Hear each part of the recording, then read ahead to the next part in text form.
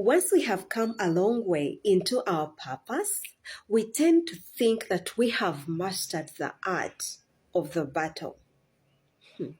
Welcome to day 28 of our 40-day walk into purpose. On this day, I would like us to talk about obedience to shifting plans, especially in the direction of fighting battles that you will encounter on your purpose journey. It is very important to know your best way around the walls of Jericho. When you meet those tall, standing walls, how do you approach them? How do you go about them? How do you stand still and watch them crumble? And then you walk on into the city. Many times we apply things like strength, strategy, and speed, but still the walls keep standing tall, very unmoved, as if to let us know we would never move them down by our own way of fighting. Joshua and the Israelites, when they faced the walls of Jericho, God's instructions to them were very clear. March around the walls, blow trumpets, sing praises, and trust. Wow. March around the walls, blow trumpets, sing praises, and trust God for 7 times.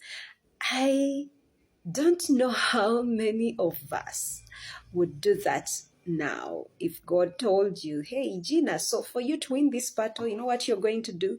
March around this building, sing praises, blow your trumpets, or play your guitar. I play a guitar, play your guitar, and trust me to bring these walls down. That's one thing I personally struggle with. Sometimes I tend to hold on to my, plans and how I thought things would go until I clearly see, hey, Gina, this is actually not going to work. And then in surrender, I now turn to God and be like, okay, God, how do you want me to deal with this? The place where I should have started. Joshua and the Israelites, they just did that. They just marched around the walls of Jericho. They blew their trumpets. They sang praises to God and trusted. And the walls came crumbling down and they walked into the city. This is a God purpose. We cannot rely on our own fighting strategies when we encounter battles, when we encounter walls, when we encounter hindrances along this path. We cannot. We have to go back to the purpose giver and ask him, how do I deal with this? How do I fight this battle? What is the best way around this wall right now? I believe that when we step in and fight with God's plan, we'll be amazed at how many battles will be won without using the conventional systems, the conventional methods of fighting the battle. Dear walk friend, the purpose belongs to God. And so does the battle. The battle belongs to the Lord. And we can't fight that battle our way. We have got to fight the battle God's way. I know that my biggest need, and maybe the biggest need for you, is humility.